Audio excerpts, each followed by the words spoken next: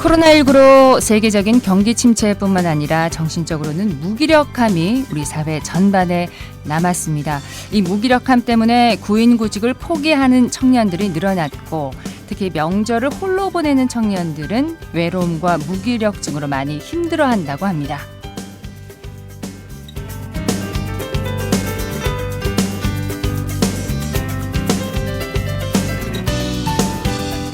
청취자 여러분, 추석 명절 잘 보내고 계십니까? 생생매거진 오늘 박은정입니다. 우리 사회의 명절 풍경 많이 달라졌습니다. 요즘은 가까운 가족들끼리 소소하게 시간을 보내거나 또 혼자 시간을 보내는 경우도 참 많은데요. 이 긴 명절 연휴가 누군가에게는 고립과 불안의 시간이 되기도 합니다. 오늘 생생매거진 오늘에서는 변화하는 명절 문화와 1인 가구의 현실을 한번 생각해보는 시간 마련했습니다. 자, 먼저 홀로 명절을 보내는 청년들이 이번 추석 연휴를 어떻게 보낼 계획인지를 저희가 직접 한번 들어봤습니다. 저는 동대구역에서 일하고 있어서 명절에는 일하느라 더 바빠요. 그리고 친척들 만나면 남자친구는 있니? 결혼은 언제 하니? 이런 얘기 들을 수도 있어서 집에 혼자 있는 게 더 편한 것 같아요. 좀 외로울 수도 있겠지만 송편이랑 전 같은 거 사서 먹으면서 명절 분위기도 내고요. 코로나 끝나고 이렇게 길게 쉴 날이 오랜만에 찾아온 것 같아서 그동안 못 갔던 여행 한번 가려고 지금 계획하고 있습니다. 저는 프리랜서다 보니까 평소에 사실 시간에 항상 쫓겨서 살고 있거든요. 그러다 보니까 평소에 이제 밀려서 하지 못했던 업무들을 명절 때 다 몰아서 해야 될 것 같아요. 친척들 보는 것도 좋지만 일단 일이 우선이니까 아마 밀린 업무를 하면서 지내고 있지 않을까 싶습니다. 코로나 때 이전에는 좀 자주 만나고 대규모로 이제 가족들하고 많이 보냈었는데 코로나 한 3년, 4년 정도 지나고 나서부터는 그때 못 보다 보니까 다시 좀 만나는 것도 좀 어색하고 그래가지고 이번에는 좀 혼자 보낼 계획입니다. 혼자 명절을 보내는 이들을 혼명족이라고 부르기도 한다고 합니다. 이 명절 연휴가 누군가에게는 즐겁고 행복한 시간이 되겠지만 또 누군가에게는 외로움과 또 우울함을 견디는 그런 고독한 시간이 되기도 합니다. 이런 사회적 현상에 대해서 전문가 두 분을 모시고 얘기를 나눠볼까 합니다. 먼저 계명대학교 이문택 교수님 오셨습니다. 교수님 어서 오십시오. 안녕하세요. 반갑습니다. 대구대학교 이규호 교수님 오셨습니다. 어서 네, 오십시오. 안녕하세요. 네. 두 분 교수님 참 모시기 어렵다고 좀 들었는데 이렇게 나와주셔서 감사합니다. 예, 교수님 두 분은 추석 명절 어떻게 보내십니까? 예, 이문택 교수님 어떻게 네, 보내세요? 아무래도 기성세대에 속하다 보니까 우리 사회의 평균 가족처럼 차례 지내고 가족과 같이 보내고 그렇게 보내고 있습니다. 친인척들 많이 모이시고. 네, 예. 뭐 많이 모이진 않지만 방문도 하고요. 예. 그렇게 하고 있습니다. 이규 교수님은요? 네, 저는 마침 제 어머니가 칠순이 얼마 전이었기 때문에 미리 좀 방문을 했고요. 네. 추석 때는 그래서 처가에만 갔다가 좀 며칠 있다가 오고, 나머지 이제 저희 집에는 나중에 갈까 이렇게 생각하고 있습니다. 어쨌든 가족 친지 좀 모이시고 네. 이렇게 보내시는데 앞서 이제 혼명족의 이야기를 들으셨습니다. 어떻게 들으셨어요, 임 교수님?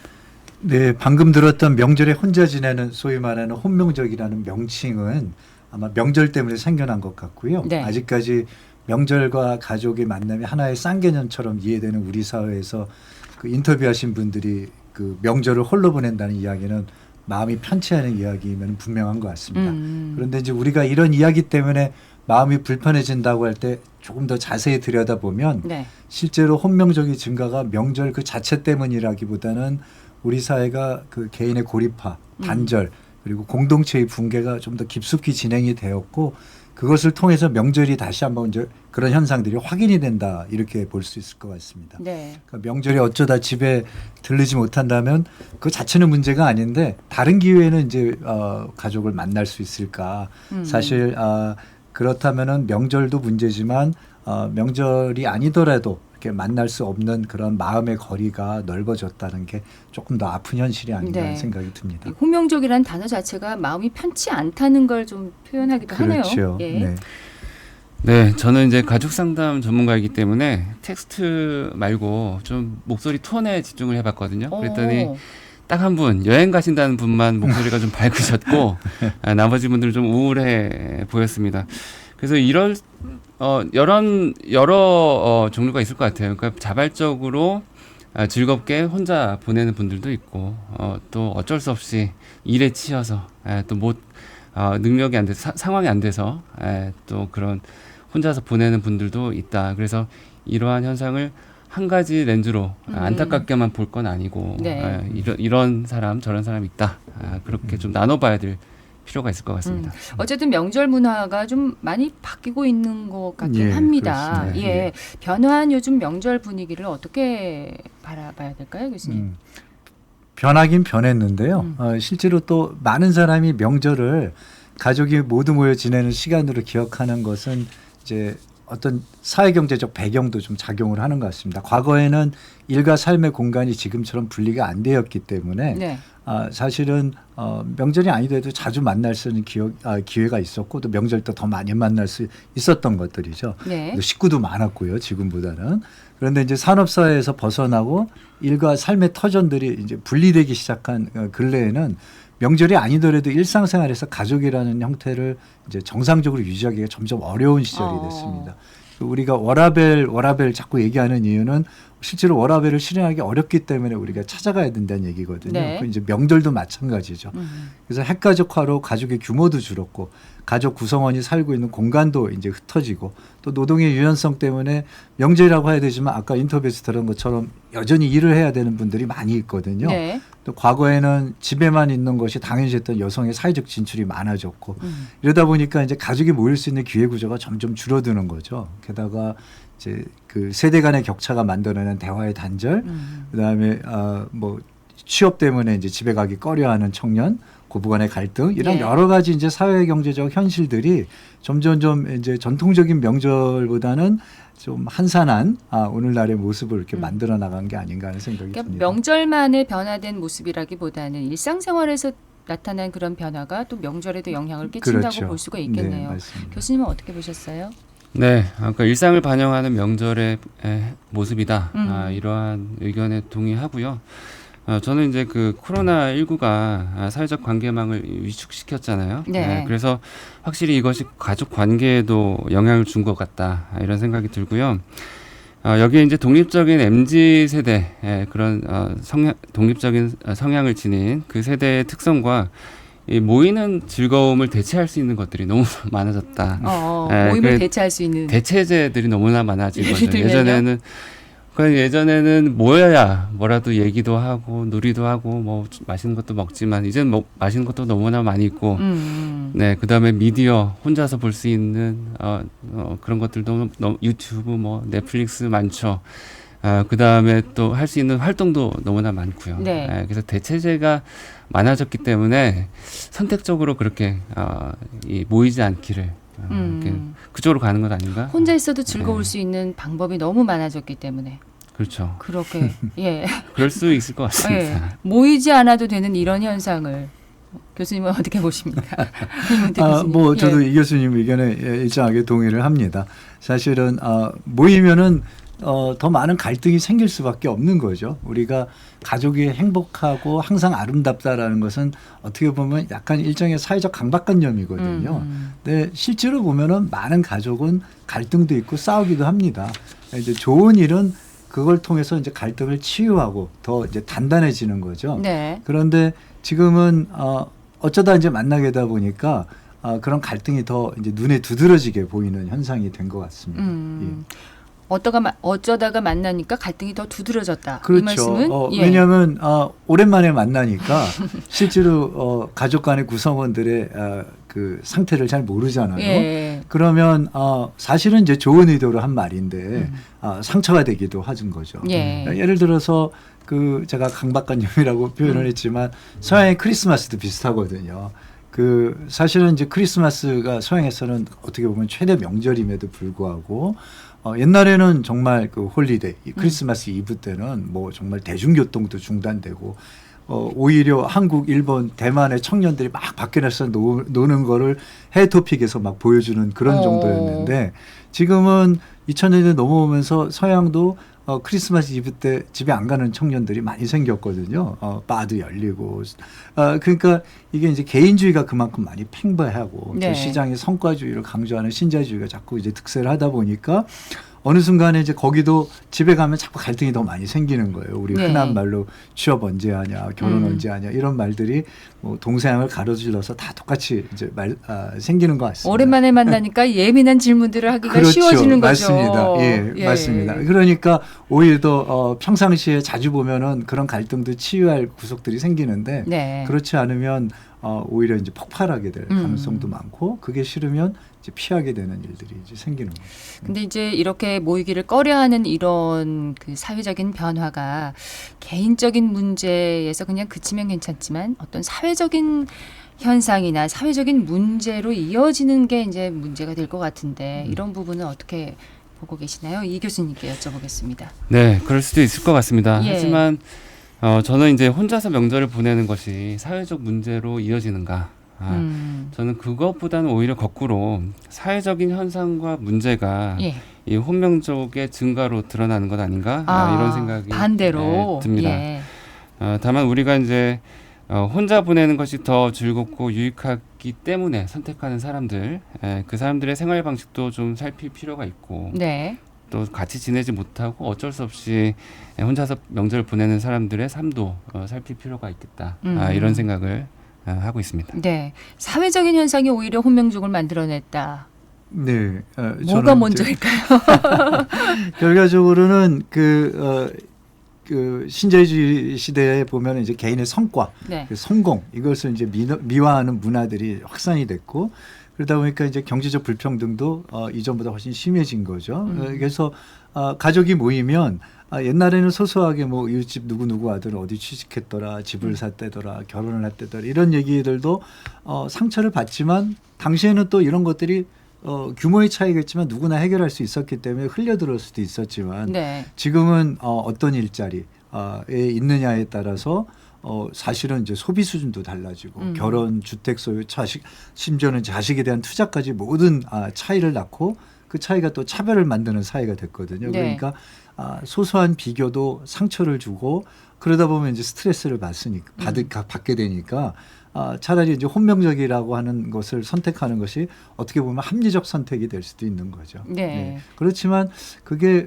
외로움을 다 극복할 수 있는 선택지가 되는 최종 선택지인지는 뭐 두고 봐야 되는 거고요. 사실은 그러면서 약간의 우려도 적지 않게 있습니다. 네.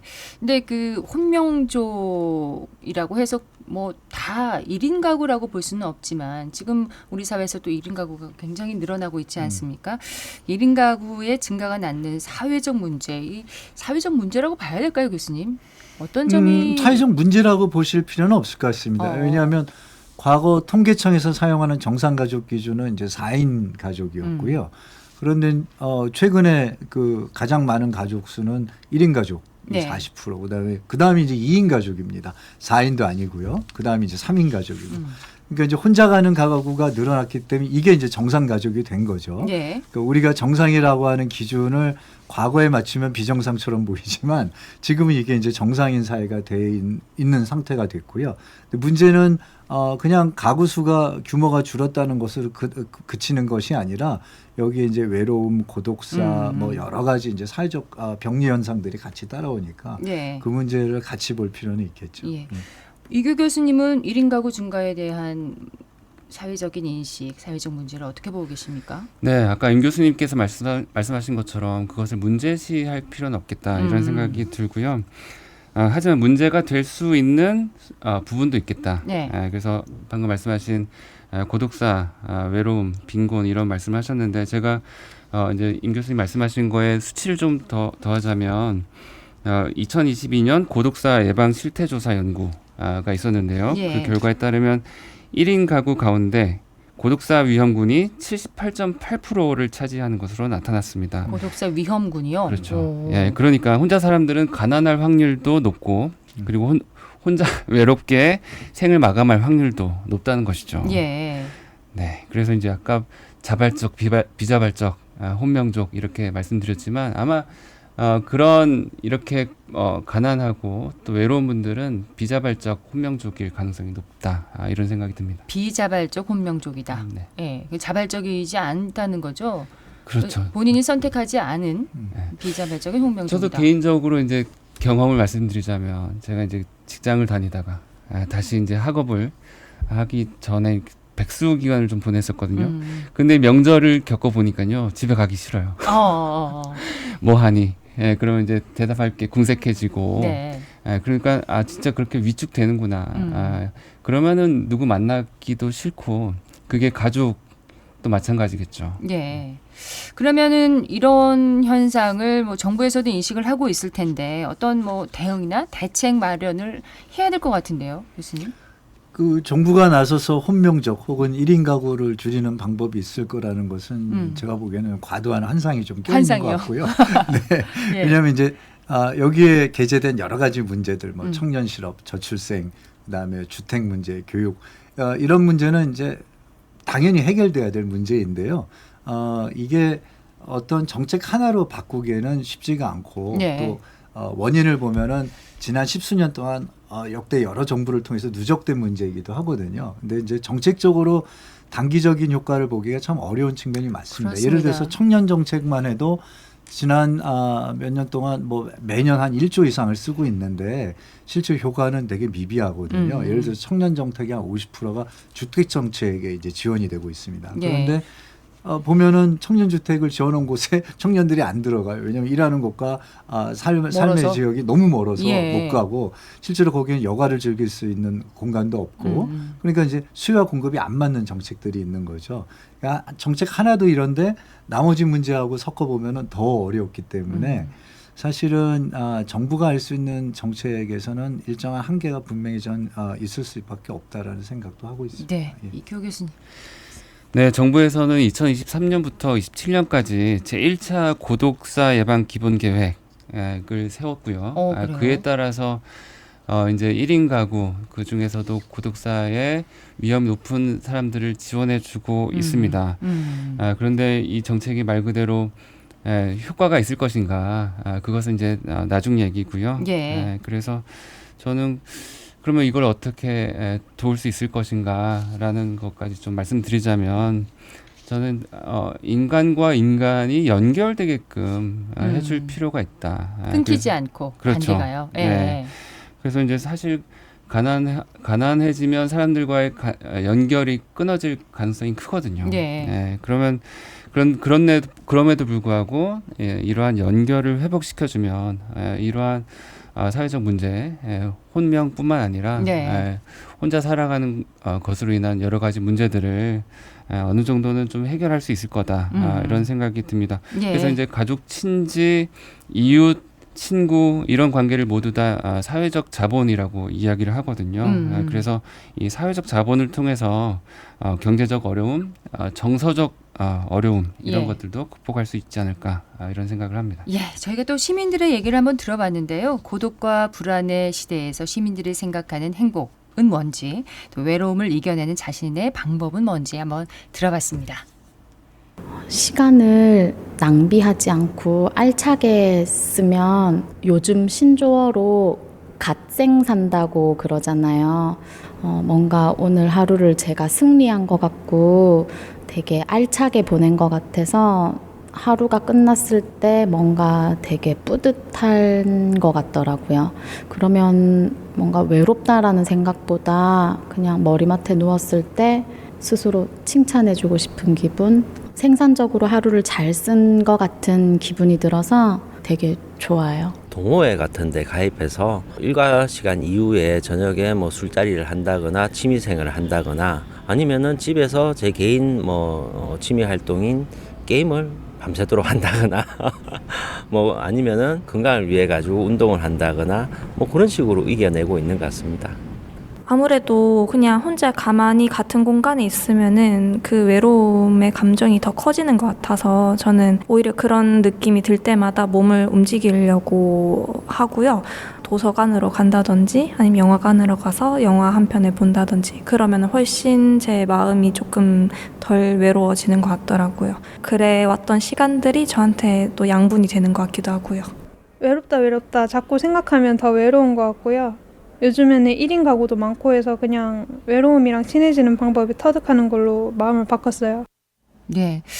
아까 이규호 교수님이 관계가 이어질 수 있도록 돕는 그런 노력과 대책도 필요하다라고 말씀을 해주셨는데 이문택 교수님 좀 시급한 대책, 좀 가시적인 대책도 있지 않을까 싶은데요. 네, 저도 사실 이 교수님 말씀에 전적으로 동의를 합니다. 사실 네. 혼병적 1인 가구가 늘어난다고 해서 우리 사회가 곧바로 붕괴하거나 그런 건 아니고요. 네. 또 전통적 가족이 항상 아름다운 것도 아니었습니다. 음. 전통 가족에서는 여성들이 항상 희생을 강요받아야 했고 남성도 마찬가지거든요. 그런데 이제 1인 가구가 늘어나면 이걸 이제 정상 가족으로 과거 형태로 돌리기보다는 낯선 사람들끼리 새로운 공동체를 만드는 게 중요한 것 같아요. 우리가 뭐 왜 해외 드라마긴 하지만 미즈 프렌즈 같은 거 보면 낯선 사람들이 공동체를 만들어서 잘 지내죠. 서로 살아가잖아요. 네. 그렇죠? 근데 정작 우리 젊은이들은 쉐어하우스에서 사는 것들을 극단적으로 꺼려하거든요. 지난 수년 동안 쉐어하우스를 청년주택으로 많이 졌는데 대부분 다 공동화됐습니다. 네. 그러니까 이제 1인 가구가 파편화되어 있다는 게 이제 가장 큰 문제고요. 요즘은 심지어 아파트를 타도 엘리베이터에서 남모르는 같은 주민들끼리 인사도 안 하잖아요. 네. 이러면은 어느 날 개안이 덤비고 막 뒤로 옆차기를 해도 내일이 아니거나 무심한 일들이 돼버리는 거죠. 그래서 가족이 아니더라도 낯선 이웃과 공동체를 형성하는 노력이 어떻게 보면 더 필요한 시점이 아닌가 하는 생각이 듭니다. 낯선 이들과 공동체를 만드는 노력이 필요하다고 얘기해 주셨는데 이규호 교수님 혹시 덧붙여 주실 말씀 있으신가요? 네, 전적으로 동감하고요. 그렇지만 이제 그럼에도 불구하고 다시 좀 베이직으로 돌아가자면, 기초로 돌아가자면 가족의 관계를 회복하는 것, 그것은 우리가 가지고 있는 또 중요한 과제, 또 시급한 과제라고도 볼 수가 있겠습니다. 가족 간의 관계를 회복하는 노력이요? 그렇습니다. 그래서 가족의 관계를 사전에 가족 문제를 사전에 예방할 수 있는 가족 교육과 또 사후에 또 조치할 수 있는 가족 상담이 네. 좀 더 확충되면 좋겠다. 이런 구체적인 그런 접근 이런 것들이 좀 필요한 것 아닌가 이런 생각을 하고 네. 있습니다. 저희 프로그램 초반에 이제 그 청년들의 혼명족들의 얘기를 들었잖아요. 근데 그들이 보고 본받을 수 있는 기성세대의 그런 행복한 모습도 참 중요할 것 같거든요. 이문택 교수님, 기성세대 역할이 참 중요할 것 같습니다. 어떻게 보세요? 예, 가족 간이 화목하고 또 행복하게 지나기 위해서는 사실은 그 청년들을 좀 더 이해해주는 태도들이 필요한 것 같아요. 결국 한 3가지 정도 지금 기성세대들한테 부탁을 드리고 싶은 게 있는데 네.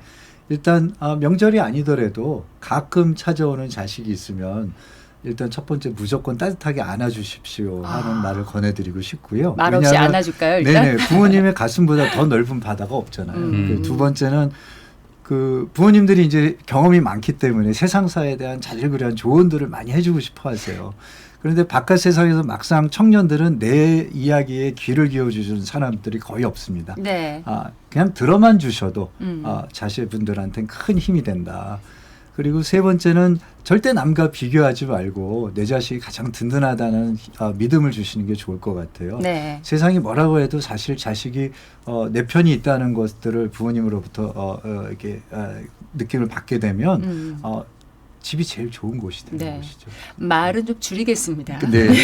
안아주고 들어주고 네. 또 비교하지 말기. 네. 예. 네. 말없이 안아주는 게 참 쉽지는 않은데 그렇죠. 일단 한번 해보도록 하겠습니다. 교수님. 덧붙여 주실 말씀 있으시다면요. 네, 저는 가족 상담도 하거든요. 그런 경험을 해보면 자녀들이 불안해하는 경우를 보면 대부분 부모님들의 관계가 안 좋고 그래서 그 집안의 분위기 자체가 썰렁하고 냉랭하고 긴장감이 도는 경우가 많이 있습니다. 네. 그래서 부모님이 먼저 이렇게 좋은 관계를 유지한다면 자녀들이 안정적인 비록 떨어져 산다 하더라도 안정적인 정서를 유지하는데 도움이 될 거라 생각합니다. 네. 오늘 두 분 교수님 말씀 들어보니까요. 이렇게 혼자 사는 그런 시간들을 많이 보내는 우리 사회 분위기 속을 극복할 수 있는 방법이 가족관계 또 낯선 관계가 이어질 수 있도록 개인적으로 사회적으로 노력이 필요하겠다. 네. 이렇게 저는 결론을 내렸습니다. 오늘 명절에 함께해 주신 두 분 교수님 감사합니다. 계명대학교 이문택 교수님, 대구대학교 이규호 교수님 두 분 고맙습니다. 감사합니다. 감사합니다. 네, 긴 추석 연휴 동안 행복 가득한 따뜻한 시간 보내시길 바라고요. 오늘 이문세의 가을이 오면 들으면서 인사드리도록 하겠습니다. 생생매거진 오늘 박은정이었습니다. 여러분 고맙습니다.